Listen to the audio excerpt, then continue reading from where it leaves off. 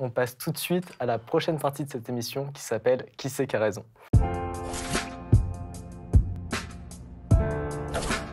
Qui c'est qui a raison? Bah oui, c'est Malo. Je vais vous poser une question que Manon a suggérée tout à l'heure et j'ai bien aimé, c'était cool, ça montre que c'est un sujet peut-être qui peut être intéressant.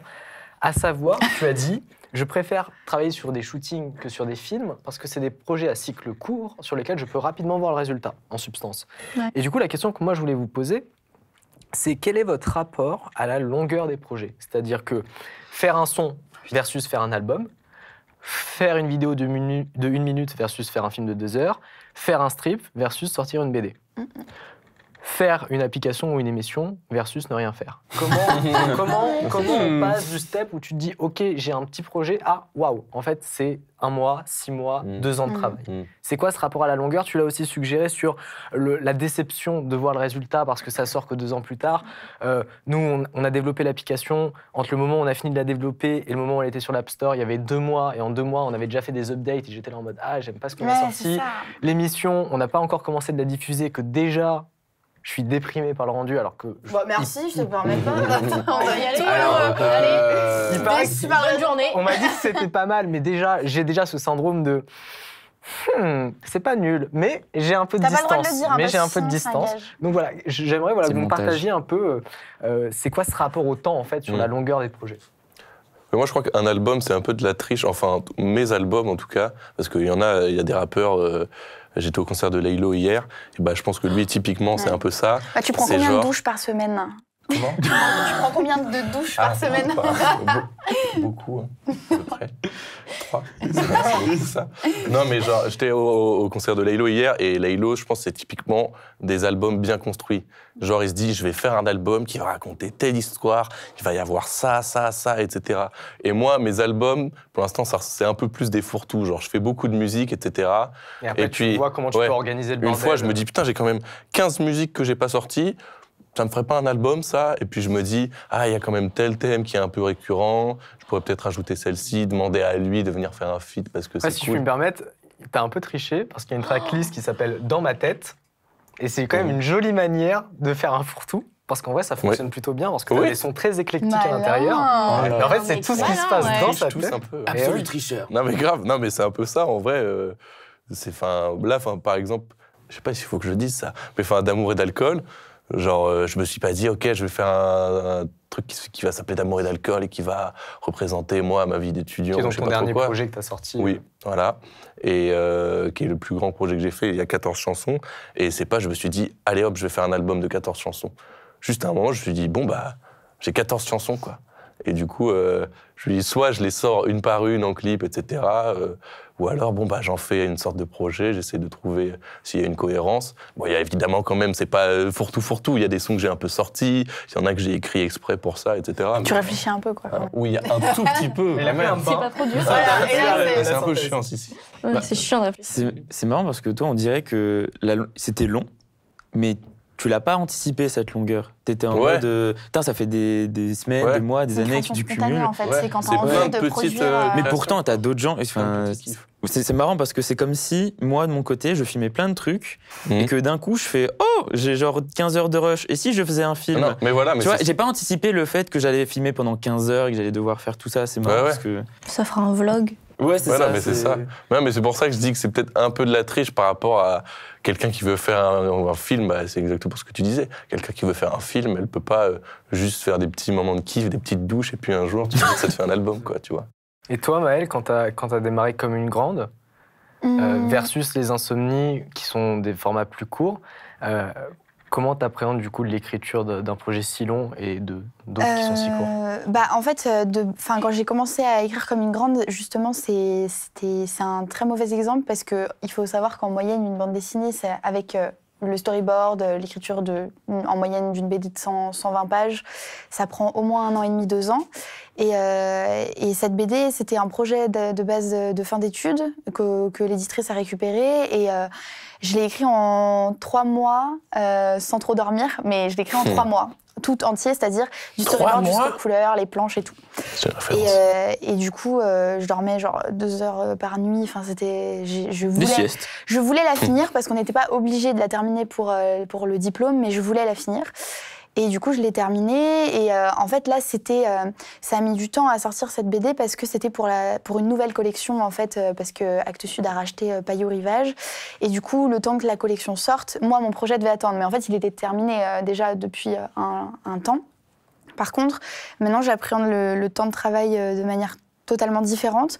C'est-à-dire qu'en fait, d'un côté, tu as par exemple les projets presse que je fais du coup pour des revues, des magazines, où en fait, tu as une commande, il te dit « Ok, je veux 2 pages », le mec, il te demande 2 semaines avant, et en gros, c'est des projets où tu vas gagner de l'argent vite et essayer de le produire le plus vite possible pour que ça soit rentable et que ça...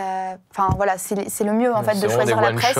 D'ailleurs, un petit conseil pour ceux qui veulent se lancer dans la BD et dans l'illustration, essayez beaucoup aussi de rentrer dans des magazines et des revues, parce qu'en fait, tu produis vite et tu gagnes vite.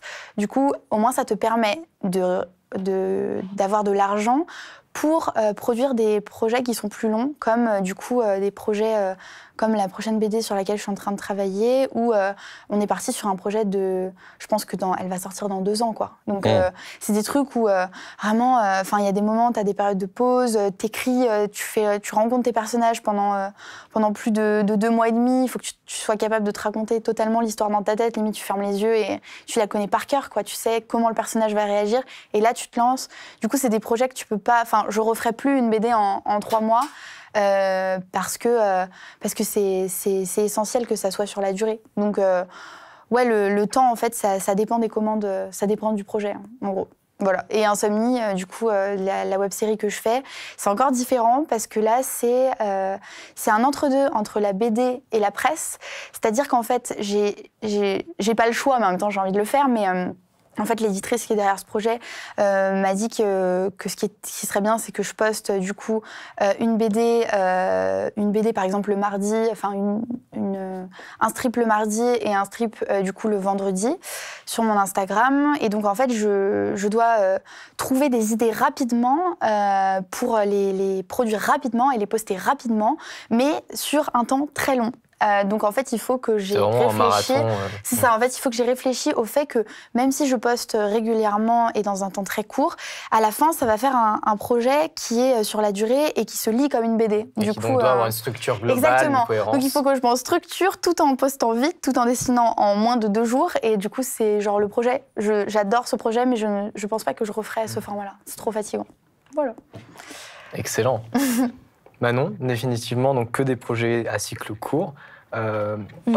Par rapport à tes séances de maquillage que tu fais, est-ce que tu as un travail de pré-production, à savoir est-ce que tu te projettes dans ce que tu vas devoir faire et préparer le matos pour exécuter ce que tu vas faire, ou est-ce qu'au contraire, en fait, le temps de création se passe vraiment au moment où tu es avec le modèle en train de le maquiller? Moi, toujours en tant que personne anxieuse, j'ai besoin de me préparer. Enchantée. Donc, voilà, enchantée, je suis anxieuse. Je m'appelle Manon, accessoirement.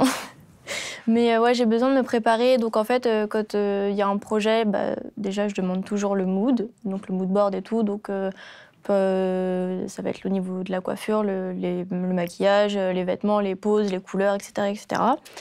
Et je demande aussi toujours une photo du modèle ou de la modèle ou de l'ensemble des modèles. Comme ça, moi, par derrière, en fait, je vais redessiner le modèle vite fait. Parce que déjà, ça me permet de dessiner comme j'aime bien dessiner, donc je suis contente. Mais après, je vais pouvoir commencer justement à faire des croquis, des maquillages que je pense pouvoir coller sur le mood, sur le portrait direct du modèle. Donc c'est plus simple pour moi. Et comme ça, après, je sais, en maquillant et en regardant le make-up, je vais être pour ça, je vais utiliser tel produit, avec tel pinceau, avec de telle façon et de tel truc, comme ci, comme ça. Donc au final, j'arrive, j'ai juste à faire mon truc, j'ai déjà mon mode. Bien planifié, voilà, déjà j'ai validé. mon mode d'emploi, j'ai mon face chart, parce que ça s'appelle un face chart. Okay. Et du coup, voilà. j'arrive et j'ai juste à faire mon truc et c'est réglé. Mais t'as pas des petits moments de création aussi, une fois que t'es là devant la personne et d'un coup ça va t'inspirer, ça va te... Si, mais en fait la dernière fois, je suis venue, j'avais un shooting avec une modèle et son chat. T'as maquillé le chat? Non, je viens par ici. Non. Et en fait, la photographe, elle m'a dit, tu fais un truc ou pas, là, cet après-midi, j'ai un autre shooting, est-ce que tu peux rester pour maquiller? Donc, ce qui n'était pas du tout prévu, donc j'ai pas pu prévoir de maquillage ou quoi que ce soit. Et au final, j'ai fait un make-up là sur le moment et j'étais en mode, au final, je me débrouille tout aussi bien comme ça. Et c'est limite un peu plus, ça me laisse... un peu plus libre, cours à la créativité. Du coup, c'était cool aussi. Mais je pense que j'aurais toujours du mal, tant que je suis prévenue à l'avance, de ne pas planifier le truc. Voilà. Excellent. Et aussi, je voulais parler de spontanéité parce que souvent, quand j'écris, généralement, je fais un peu des trucs courts parce que, je sais pas vous, mais j'ai hyper peur de perdre l'inspiration. Genre, par exemple, ça m'arrive aussi de faire des poèmes. Moi, je fais pas que du rap, ok. Les poètes, il y a quelqu'un derrière. C'est une poétrie, donc c'est logique. Exactement. Attends, les poètes, c'est aux toilettes et les chansons, c'est à la c'est pas faux, en plus. Et non, mais... et genre, moi, je fais... et j'ai un coloc aussi qui fait des poèmes, et lui, il fait plus des poèmes longs, etc., travaillés. Toi, tu fais des haïkus. Et moi, je fais des haïkus. Non, mais exactement. Je fais genre, c'est 2 phrases ou 3 lignes, parce que... c'est rapide. Moi, c'est une citation. C'est ça, on a fini, Le pipi, c'est fini. Non, mais du coup, juste parce que j'ai trop peur de pas savoir quoi dire sur un truc long. Là, je me dis, ces 2 petites phrases, j'aime bien, elles véhiculent un peu un sentiment que je ressens ou quoi que ce soit. Et je me dis, par contre, je serais incapable d'étirer ce sentiment et ça deviendrait peut-être très vite très niais, etc. Et c'est un peu pareil sur les chansons, genre souvent... Quand j'ai fait une instru dont je suis content, ça me stresse énormément de devoir écrire le texte parce que j'ai peur de pas du tout savoir quoi dire. Et du coup, généralement, j'essaye de faire des couplets hyper courts. Genre, dès que j'ai fait peut-être 10 petites phrases, je me dis... En vrai, ça peut faire un couplet. Si je mets un refrain un peu long, etc., ça peut le faire. Alors que ce que j'adore aussi dans le rap, c'est souvent, il y a des rappeurs, généralement, qui font des chansons genre de 6 minutes, un peu à la fin, introspectif. Et j'adore ces genres de chansons. Peut-être que ça viendra avec le temps, en fait, parce que si tu te sens de plus en plus légitime de parler, et moi, au niveau de ton travail, là, temps. je pense que c'est plutôt le temps. Ouais. La maturité aussi, petit à petit. Le jour où t'as une diarrhée au moment... Voilà, c'est ça. T'auras le temps d'écrire. C'est ça. C'est peut-être tout est dans l'alimentation. L'hygiène de vie, c'est la base. Ok, parfait. Non, mais en plus, c'est vrai que c'est un peu bête de me dire ça à chaque fois parce que, j'ai fait un truc de 14 sons, donc c'est que j'ai quand même des trucs à raconter. Bah oui. Mais pourtant, à chaque fois que je commence un truc, je sais pas, par exemple, quand tu commences à m'énerver, Malo. Je me fais engueuler, en fait, ici. Allez. Non, mais je sais pas, par exemple, toi, tu te lances dans une BD de 2 ans, t'es pas du tout stressé de te dire putain, à un moment je saurais plus quoi dire. Totalement, t'as vu ma gueule. Non, mais c'est justement même pour revenir au projet Insomnie, ce qui est trop bien. Je vais citer Riyad Satouf, si vous connaissez, du coup, qui a écrit Un rap du futur.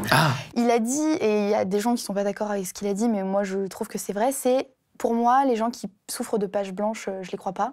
Parce que moi, tous les matins, je m'assois, je me pose devant mon carnet et je me pousse à écrire. En fait. Et à partir de là, juste le fait de te forcer à produire, c'est déjà bon. Parce que de toute façon, le talent, tu l'as, les idées, tu l'as. Donc ça, c'est OK.